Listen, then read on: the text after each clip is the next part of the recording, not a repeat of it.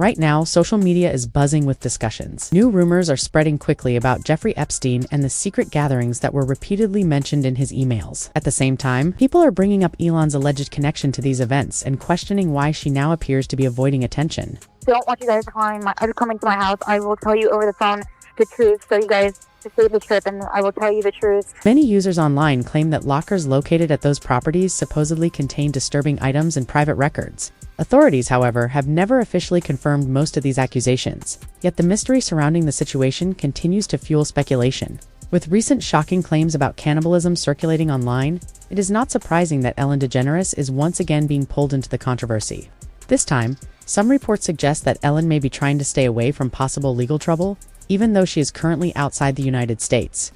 When Donald Trump came into power and talked about releasing the Epstein files, Ellen reportedly left the country and spent more than a year living quietly in the English countryside. Later, she and her wife, Portia de Rossi, were said to have purchased a large mansion overseas, before eventually returning to America, raising more questions. So, Mr. President, we are looking at an image of a portrait that is looks to be you, Mr. President, in this blue dress. Can you describe this painting? And he doesn't need to describe the painting. You just gave him a picture. What's your question? My question is, are you familiar with this painting? Have you ever seen it in person? I've never seen it in person. In past public statements, as in 2017 speeches and interviews, you described Pizzagate as a baseless conspiracy theory, alleging you and others ran a child. That's when people started connecting dots, whether the dots belong together or not. The UK angle made things even louder. Epstein had documented ties to Prince Andrew, and that scandal shook the British royal family for years. So when Ellen relocated to England, conspiracy-minded corners of the internet started whispering. Then came the old clips of Justin Bieber as a teenager. Want to get married, and how many kids would you want to have? Like 17, so. Would you rather have to be naked on stage? Answer Justin Bieber. I have like little girl fans. I can't. Imagine it was no laws. Imagine it wasn't like weird like that. Justin Bieber. I'll just squeeze your face. No, I will. No. If you had to date one of us, 5. People began revisiting old interviews where a 15-year-old Justin Bieber appeared uncomfortable while answering certain questions asked by adults on camera. At the time, many viewers dismissed the moment as simple celebrity humor or an awkward interaction. However, watching the same clip today gives a very different feeling. Many people, it now seems clear that Justin sensed something wasn't right. For me, being that young and being in the industry and not knowing where to turn, and everyone, telling me they love me and, just turn their back on you. Ellen's show was one of the biggest platforms where a young Justin Bieber appeared during the early days of his fame. She openly supported him and helped boost his popularity, giving him major exposure. However, some moments on the show also made him look uncomfortable. Adding more attention to the topic, Ellen was known to have connections with Diddy, a figure who has faced serious allegations involving Justin Bieber during his younger years. What time would your party start, let's say? Like 9:30. Really? That early? Yeah. I could make that. Yeah. But I think of you of starting a party at like midnight. Like what time will it go till? That's a different type of party though. Uh-huh. No, it'll go from like 9:30 to like maybe 3 o'clock, 3 o'clock. And then, we have the top 2 floors of the hotel. Mm-hmm. And then it will carry on there? Yeah. Mm-hmm. Then No, I mean the after party. Mm-hmm. No, I know about them. Ellen also lived in Montecito, California, an affluent area known for its high-profile residents, including Oprah Winfrey and Prince Harry. In such communities, powerful people often mix socially and through business networks. On its own, that does not imply wrongdoing. However, Jeffrey Epstein's influence largely depended on the connections he maintained with prominent figures. Because of this, when familiar names appear repeatedly across Hollywood, London, and even royal circles, curiosity often turns into suspicion. Importantly, Ellen has never been charged with any crimes linked to Epstein, and no court has established a direct connection. Most online discussions remain speculative rather than factual. Still, Ellen has faced scrutiny for moments, many considered questionable. One incident that drew attention occurred in 2019 when Ellen DeGeneres and her wife Portia de Rossi were seen sitting beside former President George W. Bush and his wife Laura Bush during a Dallas Cowboys vs. Green Bay Packers football game, raising eyebrows among fans and observers alike. Meeting on the gridiron between former President George W. Bush and Ellen DeGeneres to bring it into sharp focus. It may not seem like a big deal for a celebrity to attend a football game, but I never leave my house, so it is a big deal. Ellen and her wife, Portia de Rossi, were invited to sit in the private box of Dallas Cowboys owner Jerry Jones. Former President George W. Bush and his wife Laura were also there. The internet went into a frenzy. For years, Ellen had been recognized as a prominent advocate for LGBTQ+ rights and a liberal voice in Hollywood. Meanwhile, Bush's presidency opposed same-sex marriage and supported the military's don't ask, don't tell policy. So when photos surfaced showing them laughing together at a football game, many people were puzzled, and some reacted angrily. Later, Ellen addressed the situation on her show, explaining that she maintains friendships with people whose beliefs differ from her own. About something that happened this weekend. I know it's Tuesday. Sometimes I like to ruminate on things all day Monday so that on Tuesday you hear about it. This weekend I went to Dallas for the Cowboys game, and thanks. But during the game, they showed a shot of George and me laughing together, and so people were upset. They thought, why is a gay Hollywood liberal sitting next to a conservative Republican president? Didn't even notice I'm holding the brand new iPhone 11. But a lot of people were mad, and they did what people do when they're mad. They tweet, but here's one tweet that I loved. This person says, Ellen and George Bush together makes me have faith in America again. Exactly. Here's the thing. I'm friends with George Bush. In fact, I'm friends with a lot of people who don't share the same beliefs that I have. We're all different, and I think that we've forgotten that that's okay that we're all different.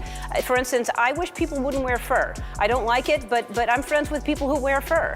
And I'm friends with people who are furry, as a matter of fact. I have friends who should tweeze more. And but just because I don't agree with someone on everything doesn't mean that I'm not going to be friends with them. When I say be kind to one another, I don't mean only the people that think the same way that you do. I mean be kind to everyone. The point is interesting, especially since some of Elon's friends later became convicted criminals. While some viewers appreciated her explanation, others felt let down. This moment fits a wider pattern, highlighting how Ellen has navigated powerful circles across political lines. In November 2024, Ellen and Portia moved from the United States to the United Kingdom. By then, she had already stepped away from daytime TV after the Ellen DeGeneres show ended and kept a lower profile. However, in August 2025, new allegations about her behind-the-scenes behavior resurfaced. Greg Fitzsimmons, a former writer on her show, spoke on a podcast describing Ellen as harsh and difficult to work with. These claims reignited discussions about her professional conduct and the challenges colleagues faced while working with her. Oh, you're not the biggest guy in the world, but you're not a pussy by any means. What was so bad about Ellen? You know, it was psychological. It was like this thing where, we go into the writer's room, we get to work at 9 a.m., and then we go right into her office. She had this big office, and we'd sit around, those overstuffed chairs and leather couches. Very cool. We sit there and drink cappuccino, and it was like a loving environment until I remember one time I made a joke about Justin Bieber, and she goes, I love Justin Bieber. And it was like, oh, so nobody else can have a different feeling about Justin Bieber because you like him?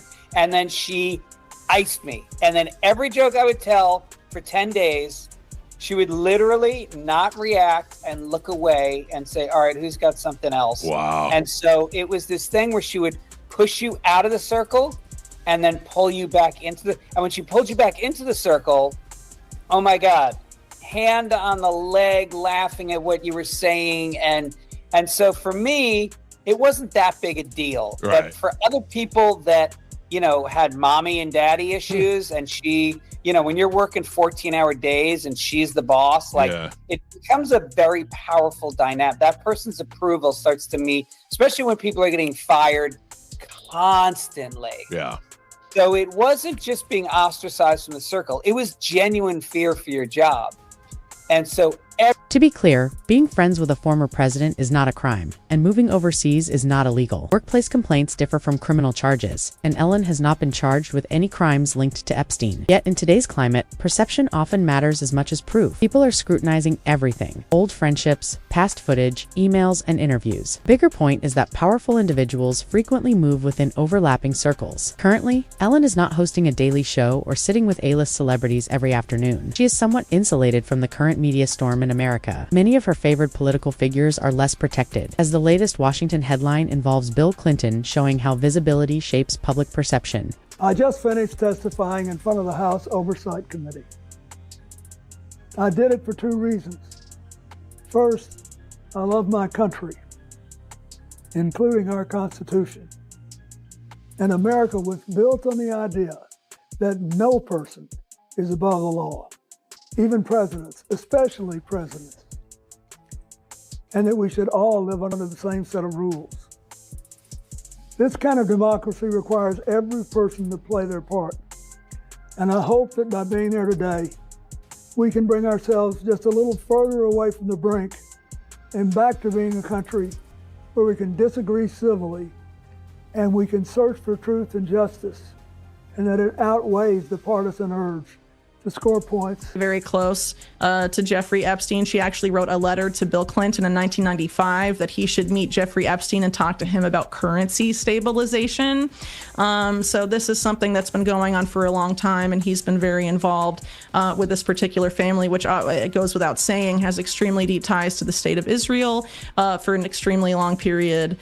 She said that her friend was here. He was the King of America, and he was here with his friend Bill Clinton, and he owned his own island in the Caribbean, and his friend owned Victoria's Secret, and would I like to meet him? You know, because it would be good, obviously, for my modeling career. So I went to the restaurant where they were, and it was Epstein, Clinton, Kevin Spacey, and about 3 or 4 other people. And it was a small group. And they all stood up while they were having dinner and shook my hand. And it was, you know, and Bill Clinton actually held onto my hand for a very long time. It was very weird. And then they also invited me to actually go watch Clinton's speech. I was like, I obviously wanted to go watch the speech, and I did. And what I did notice was Kevin Spacey was filming all the students in the hall. And then after the speech, we went back to the hotel, and then they looked at my modeling portfolio. You know, and the girls were sitting there, and Bill Clinton walked past and witnessed the whole modeling casting. And then Epstein looked at my modeling portfolio and said he thought I'd be perfect for Victoria's Secret, and he wanted to bring me over. And then, you know, after that, his office started phoning, and Leslie Groff arranged to get me a visa and to get me to New York, and I was there within 3 weeks. But you know what I've started to realize is it was more like a syndicate, a club, because the properties, they were all very different in style. It was almost like they didn't all belong to one person. You know, there's a lot. According to his testimony, the photos were captured during a trip to Brunei. He explained that the Sultan invited him to stay at a hotel while he was engaged in humanitarian work linked to the Clinton Foundation's AIDS initiative. Do you recall the details of this photo, or recall the photo being taken? No, I don't think I ever knew the photo was taken. Okay, and for those who can't see it, it's a photo of you in a hot tub. There's a person next to you here. Do you remember where it was taken? Where was it taken? I'm almost sure that this taken, I think there's an adjacent photograph, which you probably have, that if people saw it, they would feel that someone was trying to con them showing this picture. But anyway, this picture was taken in Brunei. And we flew one night on a trip to Asia, the last very long leg. You said we, is it, who is that including? Well, my TEL team that was working on the AIDS issue, and Mr. Epstein was there, and Miss Maxwell. But anyway, we got to the end of the flight was Brunei. It's a tiny place, but when questioned about the photo, Bill Clinton responded with notably surprising reactions. Just for the record, there's another picture that also shows this as part of the larger pool area. Do you all have that so that he can refresh his recollection with respect to that? We should have it. It's quite enlightening. If you watch this, yes, it's noted. It'll give you a different feel. Thank you. Okay. We don't have it with us right now. Okay. We do. Thanks. I just wanted to make sure he knew the context. And so were there other people in that pool or hot tub with you as well? I don't think there's anybody in the hot tub. I didn't forgotten that there was anybody in the hot tub, but it was big, but it was about. Well, he's asking in the pool area. It appears area. This photo, there's a girl over here, or there's someone. Yeah, I don't know who that is. But he's also asking in the pool area were there other individuals. I don't know who that is. Okay, so you don't know? No, and then there were other people in the pool. Okay, so do you remember, were they under 18? Would you know? No. Were they part of your traveling party, he's asking you? Yes, they were, I think. I think everybody there was part of our party. It was late at night or late-ish, and I also believe that there was a Secret Service agent there at the other end of the pool. Okay, and was this in public? No, it was a hotel room, and the Sultan wanted us to stay there, and the water of this big pool was on the same floor that there were several suites, and so we went out, I swam around, I sat in the hot tub for 5 minutes, or whatever it was, and I got up and went to bed. And then I have to ask this, did you engage in any activities with this person? Okay, thank you. He admitted flying on Epstein's private plane multiple times in the early 2000s, emphasizing that those trips were connected to foundation-related humanitarian efforts. He insisted that he ended all ties with Epstein well before Epstein's crimes became public in 2008.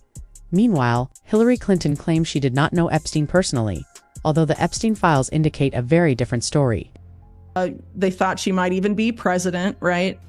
And then after, she lost to Trump in 2016, it dried up essentially. But also, in addition to the other philanthropies, you have the Clinton Global Initiative, which was allegedly Epstein's idea. According to his defense lawyers, he was part of the core team that developed the concept for the Clinton Global Initiative, which is kind of like a Clinton brokered Davos, World Economic Forum style meeting, and they passed money around to Ghislaine Maxwell's Terramar, for example, among other things. And so Epstein was obviously very sought out in the not-profit world, arguably because he was very good at tax shelters, and a lot of these billionaires want to get tax write-offs or not have to pay money in tax.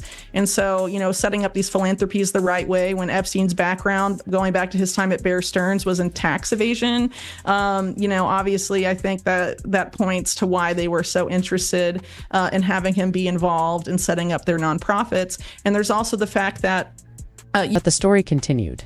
Recently, during Hillary's deposition, an incident occurred that led her to refuse answering questions entirely and storm out, visibly frustrated and angry. I have There are photos that are being released of the secretary as she is testifying from inside this room. Can you please advise me as to whether or not that's permissible and consistent with the rules, particularly given that we have asked for a public hearing? If there are photos that are being released of the secretary as she is testifying, can you please explain how that I'm can done occur? with this. If you guys are doing that, I am done. You can hold me in contempt from now until the cows come home. This is just typical behavior. We will go off the record. Oh, for heaven's So I would like to understand how that's permissible. Before the hearing was. It doesn't matter. We all are abiding by the same rules. I will take that down. Yeah, So well. I would like to take a break at this moment. Yeah, I'd like to have. I'm done. Both Clintons and Donald Trump are mentioned in the Epstein files, though neither has been formally accused of any wrongdoing related to Epstein's crimes. Public attention on the matter remains intense. The investigation is now expanding, and recent documents have surfaced, showing email exchanges between Elon Musk and Epstein. Additionally, his brother Kimball Musk is also referenced in the files, raising further curiosity and speculation about the connections within these high-profile networks. This man, Elon Musk, he's always denied any close relationship with Jeffrey Epstein, but they exchanged numerous emails trying to arrange a visit for Musk to Epstein's island in the Caribbean. In one of them, Musk goes on to write this: "What day, night will be the wildest party on your island?" Now, Musk has addressed those allegations directly on X. He wrote, "No one pushed harder than me to have the Epstein files released, and I'm glad that has finally happened. I had very little correspondence with Epstein and declined repeated invitations to go to his island or fly on his Lolita Express, but was well aware that some email correspondence with him could be misinterpreted and used by detractors to smear my name. I don't care about that, but what I do care about is that we at least attempt to prosecute those who committed serious crimes with Epstein, especially regarding heinous exploitation of underage girls." So this is the fullest picture we have. At the same time, critics highlighted a disturbing fact. Alleged victims connected to these prominent figures have spoken out, exposing the horrific treatment they reportedly endured.